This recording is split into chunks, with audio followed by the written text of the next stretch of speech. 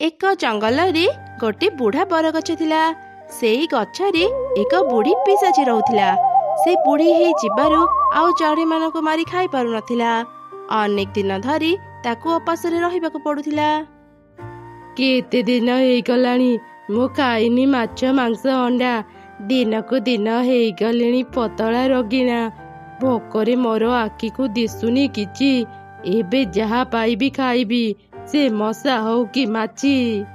पिशाची जो गछरे रहुथिला सेई पाखरे एक स्कूल थिला। सेई स्कूल रे सबु चढ़ी छुआ पाठ पढुथिले। अरे गुड्डू, आज न ममा टिफिन रे चाउमिन देइचंती। ममा तो चिकन सैंडविच देइचंती। आज हमें मजा करी टिफिन खाइबा। कौन हैला?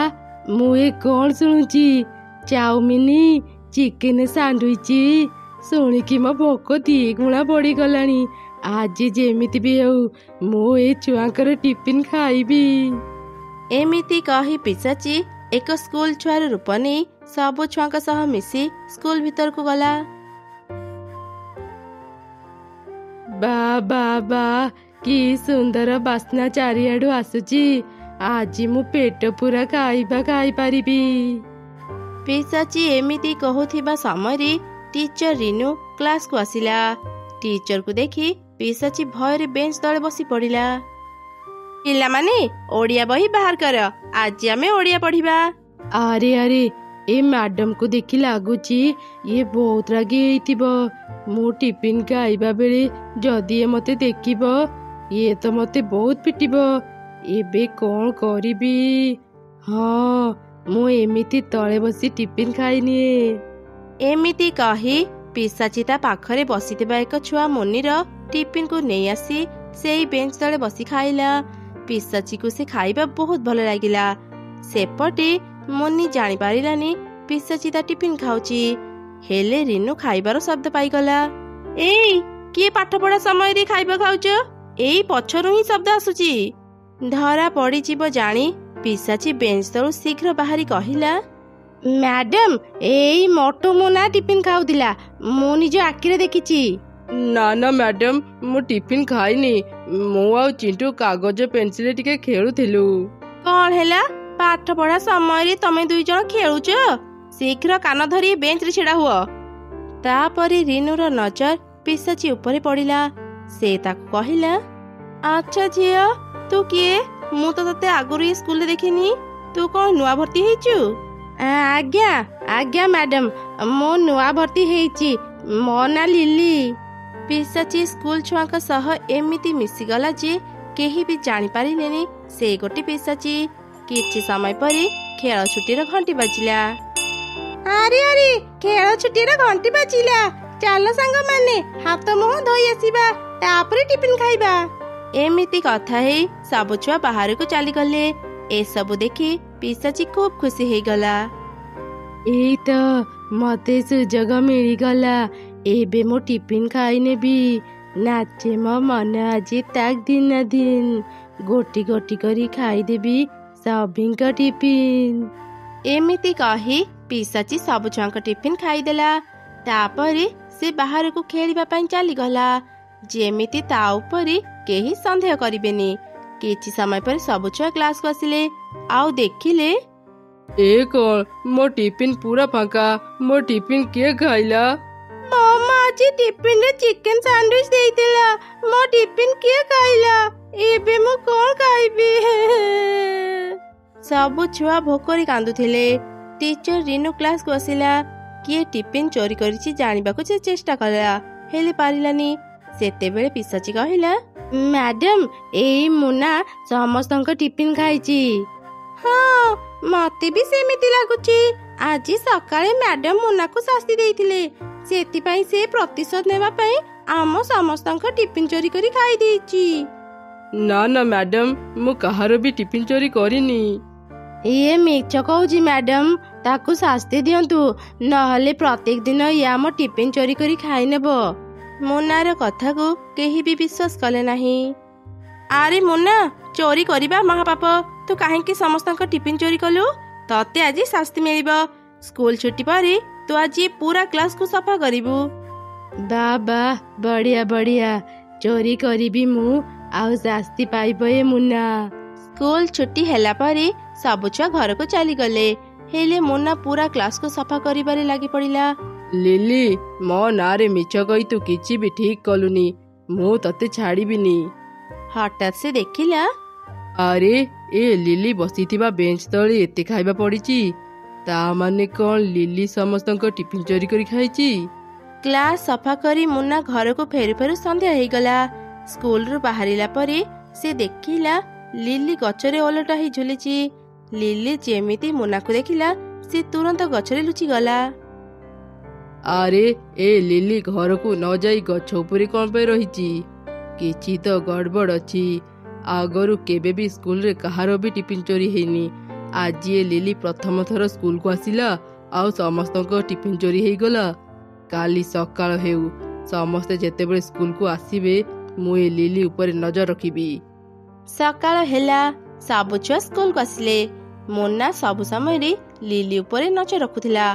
ପୂର୍ବ ଦିନ ସବୁ ଛୁଆଙ୍କ ଟିଫିନ୍ ଚୋରି ହେବା ଯୋଗୁଁ ଆଜି କେହି ବି ନିଜ ଟିଫିନ୍ ଛାଡ଼ି ବାହାରକୁ ଯାଉନଥିଲେ। ଏମିତି ଦେଖି ପିଶାଚି ଚିନ୍ତାରେ ପଡ଼ିଗଲା। ହଠାତ୍ ସେ ଏକ ଉପାୟ ଚିନ୍ତା କରି କହିଲା, ତମେ ମାନେ ନିଜ ନିଜ ଟିଫିନ୍ ଖାଉନ କ'ଣ ପାଇଁ? ବାହାରେ ଯୋଉ ବଡ଼ ଗଛ ଅଛି, ଚାଲ ଟିଫିନ୍ ଧରି ସେ ଗଛ ତଳକୁ ଯିବା। ଗଛ ଛାଇରେ ବସି ଆରାମରେ ଟିଫିନ୍ ଖାଇବା। ସବୁ ପିଲା ବି ପିଶାଚିର କଥାରେ ରାଜି ହେଇ ଗଛ ତଳକୁ ଗଲେ। ପିଶାଚି ଲିଲି ବି ତାଙ୍କ ପଛେ ପଛେ ଗଲା। ମୁନା କିନ୍ତୁ ପିଶାଚି ଉପରେ ନଜର ରଖିଥିଲା। ଏତେ ସାରା ଟିଫିନ୍ ଦେଖି ତ ପିଶାଚି ଖୁସିରେ ନାଚିଲା, ଆଉ ଶୀଘ୍ର ଗଛ ଉପରକୁ ଗଲା। ସବୁ ପିଲା ଯେତେବେଳେ ନିଜ ନିଜ ଟିଫିନ୍ ଖୋଲିଲେ, ପିଶାଚି ସମସ୍ତଙ୍କ ଟିଫିନ୍ ନେଇ ଯାଉଥିଲା। ପିଲାମାନେ ଦେଖିଲେ ତାଙ୍କ ଟିଫିନ୍ ଆପେ ଆପେ ଗଛ ଉପରକୁ ଯାଉଛି। ଏସବୁ ଦୃଶ୍ୟ ଦେଖି ତ ସମସ୍ତେ ଖୁବ୍ ଡରିଗଲେ। ମୁନା ବି ଦୂରରୁ ଏସବୁ ଘଟଣା ଦେଖୁଥିଲା। ଆରେ ଆରେ, ଆମ ଟିଫିନ୍ ସବୁ ଆପେ ଆପେ ଗଛ ଉପରକୁ କେମିତି ଯାଉଛି? ବାବା, ଭୂତ ଭୂତ, ଏ ଗଛରେ ନିଶ୍ଚୟ ଭୂତ ଅଛି। ଆଚ୍ଛା ଆଚ୍ଛା, ଏସବୁ ତାହେଲେ ପିଶାଚିର କାମ। ଏ ପିଶାଚିକୁ ଉଚିତ ଶିକ୍ଷା ଦରକାର। କାଲି ସକାଳ ହେଉ। ସବୁ ପିଲା ଟିଫିନ୍ ଖାଇ ନ ପାରି କାନ୍ଦିଲେ। ପରଦିନ ଖେଳ ଛୁଟି ସମୟରେ ସମସ୍ତେ ନିଜ ନିଜ ଟିଫିନ୍ କ୍ଲାସରେ ଛାଡ଼ି ବାହାରକୁ ଚାଲିଗଲେ। ଏମିତି ଦେଖି ପିଶାଚି ଆଶ୍ଚର୍ଯ୍ୟ ହେଇଗଲା। ହେଲେ ସେ ପରେ ପୁଣି ଚିନ୍ତା କଲା, ଏ ଛୁଆଗୁଡ଼ା ଆଜି କ'ଣ ନିଜ ନିଜ ଟିଫିନ୍ କ୍ଲାସରେ ଛାଡ଼ି ବାହାରକୁ ଯାଉଛନ୍ତି? ସେ ଯାହା ବି ହଉ, ମୋ ପାଇଁ ତ ଭଲ ହେଲା। ଏବେ ମୋତେ ଟିଫିନ୍ ଖାଇବା ପାଇଁ ଏତେ ପରିଶ୍ରମ କରିବାକୁ ପଡ଼ିବନି। ଯାଏ ଏବେ ସମସ୍ତଙ୍କ ଟିଫିନ୍ ଖାଇନିଏ। ଏମିତି କହି ପିଶାଚି ଗୋଟେ ଛୁଆର ଟିଫିନ୍ ଖୋଲିଲା। ବାବା, ଏ ଛୁଆଟା ମାଂସ କଷା ଆଣିଛି। ଆଜି ତ ମଜା ଆସିଯିବ। ମୁଁ ଆଗ ଖାଇନିଏ। ଓହୋ, ଏ ମାଂସରେ କି ଲଙ୍କା ମିଶିଛି? ଓହୋ, ଭାରି ରାଗ। ପାଣି କୋଉଠି ଅଛି? ପାଖରେ ଥିବା ପାଣି ବୋତଲରୁ ପିଶାଚି ଯେମିତି ପାଣି ପିଇଲା, ସେ ପୁଣି ଡେଇଁଲା। ଆରେ ଆରେ, ଆଜି ଲାଗୁଛି ମୁଁ ମରିଯିବି। ଏ ପିଲା ପାଣି ବଦଳରେ ନିମ୍ବ ପତ୍ରର ରସ ଆଣିଛି। ବଞ୍ଚାଅ, ମୋତେ କେହି ବଞ୍ଚାଅ। ଏ ଯନ୍ତ୍ରଣାରୁ ମୁକ୍ତ ହେବା ପାଇଁ ପିଶାଚି ମୁନା ଯାହା ବି ଟିଫିନ୍ରେ ଆଣିଥିଲା ତାକୁ ଖୋଲି ଖାଇଦେଲା। ତା ଖାଇ ତ ପିଶାଚି ଆହୁରି ବିପଦରେ ପଡ଼ିଗଲା। ମୁନା ତା ଟିଫିନ୍ରେ ବର ଅଠା ଆଣିଥିଲା। ବର ଅଠା ଖାଇ ପିଶାଚି କଥା କହିପାରିଲାନି। ଠିକ୍ ସେହି ସମୟରେ ସବୁ ପିଲା କ୍ଲାସକୁ ଆସିଲେ। ପିଶାଚି, ଏବେ ପାଇଲୁ ମଜା? ତୁ ସମସ୍ତଙ୍କ ଟିଫିନ୍ ଚୋରି କଲୁ, ଆଉ ଶାସ୍ତି ପାଇଲି ମୁଁ। ଗତକାଲି ମୁଁ ମୋ ସାଙ୍ଗମାନଙ୍କ ସହ ମିଶି ଏ ଯୋଜନା ବନେଇଥିଲି। ତୁ ଆଜି ଆମ ଜାଲରେ ପଡ଼ିଗଲୁ। ତୁ ଆମର କିଛି କ୍ଷତି କରିନଥିଲୁ, ସେଥିପାଇଁ ଆମେ ତତେ ଗୋଟେ ସୁଯୋଗ ଦେବୁ। ହେଲେ ତା ଆଗରୁ ତୁ ଆମକୁ କଥା ଦେ ଯେ ତୁ ଆଉ ଦିନେ ବି ଆମ ଟିଫିନ୍ ଚୋରି କରିବୁନି। ତାହେଲେ ଯାଇ ଆମେ ତତେ ଛାଡ଼ିବୁ। ପିଶାଚି ମୁଣ୍ଡ ହଲେଇ ରାଜି ହେଲା।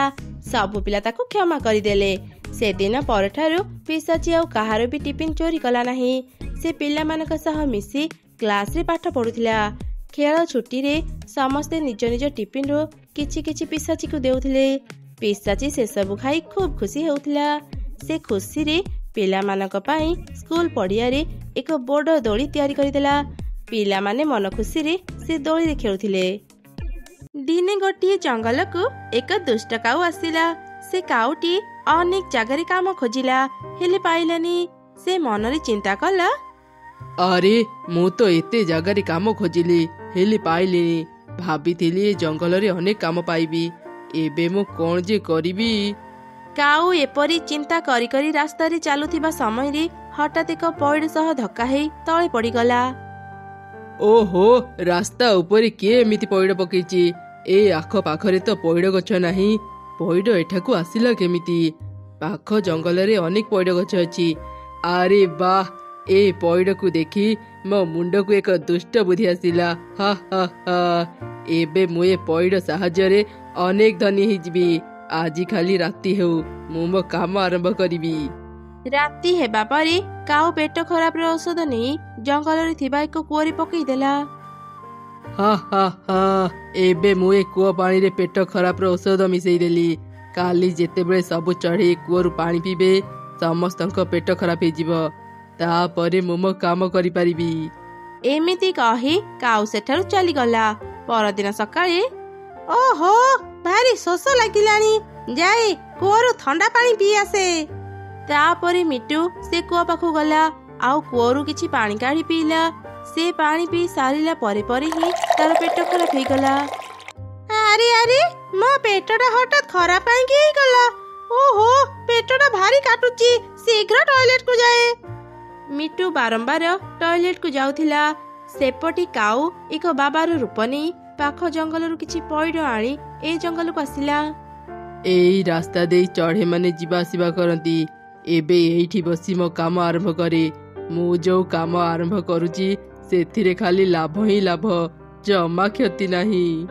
ଆସ ଆସ, ମୋ ପାଖରୁ ଚମତ୍କାରୀ ପଇଡ଼ ନେଇଯାଅ। ଯାହାର ଯେମିତି ବି ରୋଗ ହେଇଥାଉ, ମୋ ପଇଡ଼ ପାଣି ସବୁ ରୋଗ ଭଲ କରିଦେବ। ଆସ ଆସ, ମୋ ପାଖରୁ ଚମତ୍କାରୀ ପଇଡ଼ ନେଇଯାଅ। ମିଟୁ ତା ପେଟ ଧରି ଡାକ୍ତରଙ୍କ ପାଖକୁ ଯାଉଥିଲା। କାଉର ଏପରି କଥା ଶୁଣି ସେ ଅଟକି ଗଲା। ଆରେ, ଏ ବାବା କଣ କହୁଛି ସବୁ ରୋଗ ଭଲ କରିଦେବ? ମୋ ପେଟଟା ଭାରି କାଟୁଛି, ମୁଁ ଯାଇ ଦେଖେ ଏ ବାବା ମତେ ଭଲ କରିପାରୁଛି କି ନାହିଁ। ବାବା, ମତେ ରକ୍ଷା କର, ମୋ ପେଟ ସକାଳୁ ଭଲ ନାହିଁ, ଦୟାକରି ମତେ ଭଲ କରିଦିଅ। ତୁ ଯେତେବେଳେ ମୋ ପାଖକୁ ଆସିଲୁଣି ଆଉ ଭୟ କରନି, ମୁଁ ତୋର ସବୁ ରୋଗ ଭଲ କରିଦେବି। ହେଲେ ତୁ ଭଲ ହେବା ପରେ ମତେ କିଛି ବକ୍ସିସ ଦେବୁ। ହଁ ବାବା, ତୁମେ ଯାହା କହିବ ମୁଁ ସବୁ ଦେବି। ଦୟାକରି ମତେ ଭଲ କରିଦିଅ। ଟଏଲେଟରୁ ଘରକୁ, ଘରୁ ଟଏଲେଟ ଯାଇ ଯାଇ ମୁଁ ଥକି ଗଲିଣି। ଦୟାକରି ମତେ ଶୀଘ୍ର ଭଲ କରିଦିଅ। ଆଚ୍ଛା ଆଚ୍ଛା, ତୁ ଆଉ ଚିନ୍ତା କରନି। ଏ ପଇଡ଼ ମାନଙ୍କ ଭିତରୁ ଗୋଟିଏ ପଇଡ଼ ବାଛି ମତେ ଦେ। ତୁ ଏବେ ଏଇଠି କିଛି ସମୟ ବସିଥା, ମୁଁ ଏ ପଇଡ଼ ନେଇ ଗଛ ସେପାରିକୁ ଯାଉଛି। ତୁ ଭୁଲରେ ବି ସେଠାକୁ ଯିବୁନି। ମୁଁ ଏ ପଇଡ଼ ନେଇ ଗଛ ପଛପଟେ ତନ୍ତ୍ର ମନ୍ତ୍ର କରିବି। ତୁ ମତେ ଅପେକ୍ଷା କରି ଏଠି ବସିଥା। ଏମିତି କହି କାଉ ସେ ପଇଡ଼ ନେଇ ଗଛ ପଛପଟକୁ ଗଲା ଆଉ ପଇଡ଼ କାଟି ପେଟ ଭଲ ହେବାର ଔଷଧ ମିଶେଇ ଦେଲା। ତାପରେ ସେ କାଉ ପଇଡ଼ ଧରି ମିଟୁ ପାଖକୁ ଆସିଲା। ଏବେ ନେ ମିଟୁ, ତୁ ଏ ପଇଡ଼ ପାଣି ପିଇ ଦେ, ଶୀଘ୍ର ତୁ ଭଲ ହେଇଯିବୁ। ଏମିତି ଶୁଣି ମିଟୁ ଶୀଘ୍ର ସେ ପଇଡ଼ ପାଣି ପିଇଦେଲା। ପଇଡ଼ ପାଣି ପିଇ ସାରିବା ପରେ ପରେ ହିଁ ମିଟୁର ପେଟ ଠିକ ହେଇଗଲା। ଆରେ ଆରେ, ମୁଁ ତ ପୁରାପୁରି ସୁସ୍ଥ ହେଇଗଲି। ପଇଡ଼ ବାବା, ଆପଣଙ୍କୁ ବହୁତ ବହୁତ ଧନ୍ୟବାଦ। ଆପଣ ମତେ ଭଲ କରିଦେଲେ। ପଇଡ଼ ବାବାଙ୍କର ଜୟ ହେଉ। ଏମିତି କହି ମିଟୁ ଅନେକ ଟଙ୍କା ସେ କାଉକୁ ଦେଇ ସେଠାରୁ ଚାଲିଗଲା। ସେ ଯିବା ପରେ ପରେ କାଉ ହସିଲା। ଆରେ, ଆଜି ତ ମୁଁ ବଢିଆ କାମ କଲି। ଗୋଟେ ଦିନରେ ଏତେ ଗୁଡ଼ିଏ ଟଙ୍କା ପାଇଗଲି। ଏମିତି ଯଦି ପ୍ରତ୍ୟେକ ଦିନ ମୋର ଟଙ୍କା ରୋଜଗାର ହେବ, ମୁଁ ତ ଖୁବ ଶୀଘ୍ର ଧନୀ ହେଇଯିବି। ସେପଟେ ଜଙ୍ଗଲରେ ଯିଏ ଯିଏ ବି କୂଅରୁ ପାଣି ପିଇଥିଲେ ସେମାନଙ୍କ ପେଟ ଖରାପ ହେଇଗଲା। ସମସ୍ତେ ନିଜ ପେଟ ଖରାପକୁ ନେଇ ଚିନ୍ତାରେ ଥିଲେ। ସେହି ସମୟରେ ମିଟୁ ତାଙ୍କ ପାଖକୁ ଗଲା ଆଉ ପଇଡ଼ ବାବା ବିଷୟରେ ସବୁ କିଛି କହିଲା। ସମସ୍ତେ ତା ପାଖରୁ ଏକଥା ଶୁଣି ଶୀଘ୍ର ସେମାନେ କାଉ ପାଖକୁ ଗଲେ। ସମସ୍ତେ ନିଜ ସମସ୍ୟା କଥା କାଉକୁ କହିଲେ। କାଉ ପଇଡ଼ରେ ଔଷଧ ମିଶେଇ ସମସ୍ତଙ୍କୁ ଦେଉଥିଲା, ଯାହାଦ୍ୱାରା କାଉ ଭଲ ଟଙ୍କା ରୋଜଗାର କରୁଥିଲା। ସେଇ ଜଙ୍ଗଲରେ ରହୁଥିଲା ଏକ ଚାଲାକ ଚଢ଼େଇ। ସେ ପଇଡ଼ ବାବା ବିଷୟରେ ଶୁଣି ମନରେ ଚିନ୍ତା କଲା, ସମସ୍ତେ ପଇଡ଼ ପାଣି ପିଇଲା ପରେ ତାଙ୍କ ରୋଗ ଭଲ ହେଉଛି କେମିତି? ବିନା ଔଷଧରେ ତ ରୋଗ ଭଲ ହୁଏନି। ତାହେଲେ ଏସବୁ କେମିତି ସମ୍ଭବ? ମୁଁ ସେଠାକୁ ଯାଇ ଦେଖେ, ଘଟଣା କଣ ଜାଣିପାରିବି। एमिति चिंता करी से चढ़ी काऊ पाखु गला आउ ता ऊपर नजर रखिला। समस्त पेट कौन एका संगरे खराब हो जाइए। समस्ते आसी एठी भीड़ जमेचंती। अरे अरे ए काऊ कौन गोटे पइड नहीं गछ पछपटକୁ ଯାଉଛି। ମୁଁ ସେଠାକୁ ଯାଇ ଦେଖେ। काऊ कौन करुची जानिबा पाई चढ़ई चुपचुप गछ पछपटକୁ गला आउ देखिला काऊ पइड पानी रे औषध मिसौची। से ता मोबाइल रे सब किछि रेकॉर्ड करनेला। अच्छा अच्छा एमिति कथा। ए भंड बाबा ताहेले पइड पानी रे पेट भल हेबार औषध मिसई समस्तଙ୍କୁ बोका बनौची। आज मु समस्तଙ୍କୁ ए कथा कहि देबी। रही जाओ केही भी भंड बाबा पाखरु पइड किणनी। ये तम मानकु बोका बनौची। पइड पानी रे पेट भल हेबार औषध मिसई ये तम मानकु देउची आउ तमे माने ताको विश्वास करी ताको एते टंका दी पइड किणुच। तू गोटे पापी मो नारे मिछ कहूचु तते शास्ति मिलिबो। शास्ति मते नुह तते मिलिबो। एबे मो समस्तଙ୍କୁ तो कला कारनामा देखेबी। चढ़ई ता मोबाइल बाहर करी से रेकॉर्ड करिथिबा वीडियो समस्तଙ୍କୁ देखिला। काऊ पइड रे औषध मिसौथिबार देखि सब चढ़ई खूब रागी गले। रही जाओ समस्ते मो कथा टिके सुन। ना एबे तोर आउ किछि कथा हमें सुनिबुनी। अरे समस्ते देखुछ कौन शीघ्र ए भंड बाबा को धरी पिट। तापर सब चढ़ई काऊ को बहुत पिटिले। पिटी पिटी ताकू से जंगल रु बाहर करदेले। चढ़ई सतरे तोर बहुत बुद्धि। आज तो पाई आमे भंड बाबार सत कथा जानी पारिलु। एमिति समस्ते चढ़ईर बहुत प्रशंसा कले आउ निज निज घर को फेरी गले।